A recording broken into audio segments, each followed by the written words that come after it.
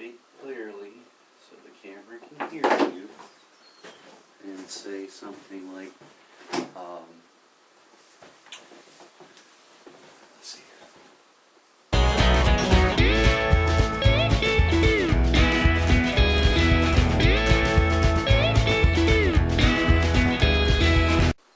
Good morning, folks. My wife told me that I needed to film a little introduction video for the channel.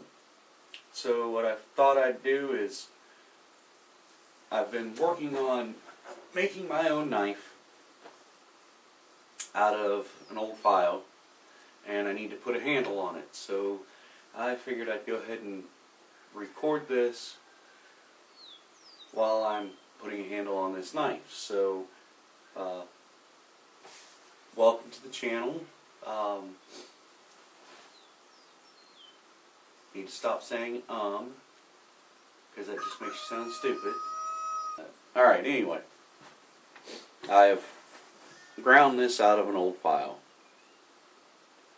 What I need to do, I've heat treated it. What I need to do is install a handle with a couple of brass pins. I started on it here and messed up, so I'll be using these pieces of a brass rod that I cut to secure the handle to the knife. So let's get started by, I've already cut a piece of wood that I'll be using. Where did I put it? Your guess is as good as mine. From what I've been told, these black lines in this wood are actually caused by a fungus growing into the tree. A friend of mine gave me this piece of wood. I thought it looked really nice, sand it down as a handle. So what I need to do right now is I need to split this in half so that I have two sides, and then we'll bind it together with these by drilling a hole through both pieces and then epoxying it. So let me go ahead and cut this and I'll be right back with you.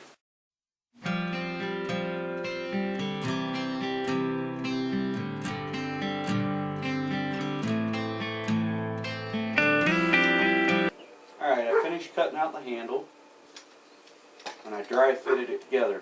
And now we're going to mix up some 2-part epoxy, clear epoxy. And we are going to epoxy it all together. And then it needs to dry overnight before we get a chance to start shaping it. So I'm just using this. You can get it at any of your hardware stores, Ace, Home Depot, Lowe's, those type of things. It says it's ready in 5 minutes. Let's read the back. Cure time 1 hour. 2-part rapid curing clear general purpose epoxy. Better on more rigid materials used for repair of autos, bikes, boats, golf clubs, skis, and much more. Alright. Well, looks like we'll be sanding and shaping this today. Yay.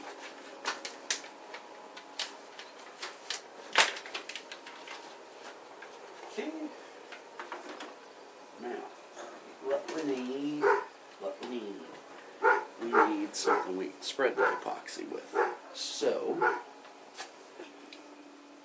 alright, now I know I probably shouldn't have to say this, but if you're going to use a putty knife, do not use one of your good putty knives. You'll ruin it. So, use one of these plastic ones. I've got a pack of 3 for like $4.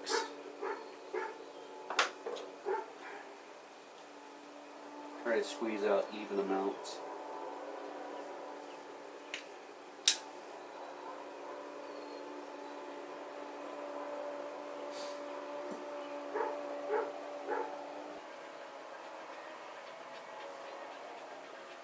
Mix it together really good.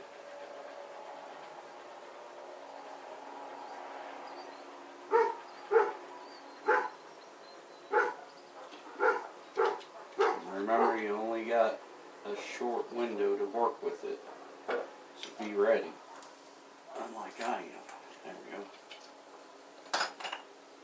You want to take and give yourself a good base on your wood so that your knife blade will adhere to the wood, and also your pins will adhere to the wood. Don't worry about being messy so much, because you still got a lot of sanding to do.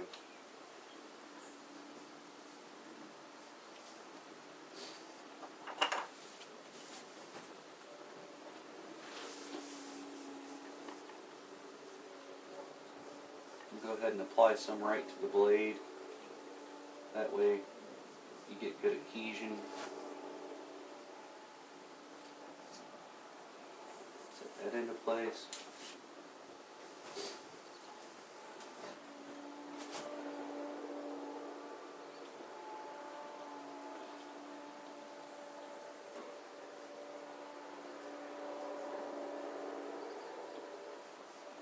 Doesn't take a whole lot, you just need enough to stick it together.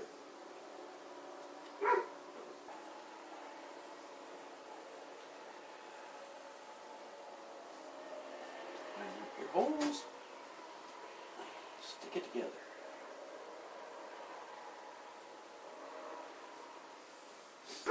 Now you might want to use clamps to hold it together.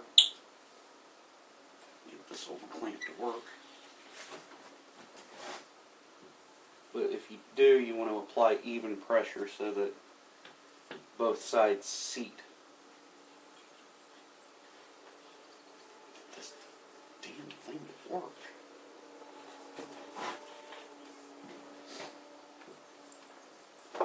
This clamp's probably older than I am.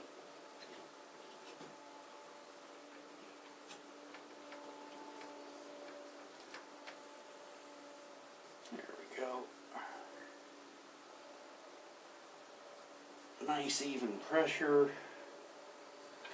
and we'll leave that and come back to it when it's dried. So I'm gonna see you later. Alright, now that the resin has had time to dry, we're gonna use a hacksaw to cut off the pins to get them out of the way. And we're gonna start by using the belt sander to shape the handle. Remove all the excess that we can with the belt sander. So I'm sure you don't want to listen to the belt sander run, so I'm going to go ahead and do that, and then I'll be right back with you.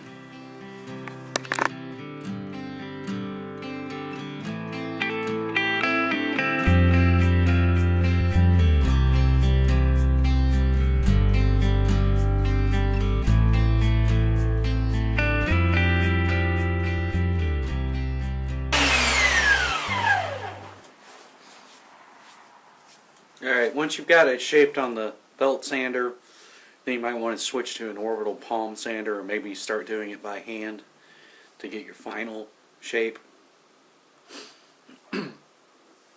What I've decided to do instead of using a palm sander is I've cut a piece of 220 into a strip, and I'm going to sand on it like it's a shoe shine.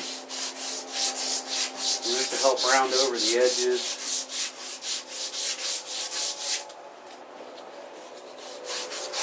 Give the wood a little nicer look.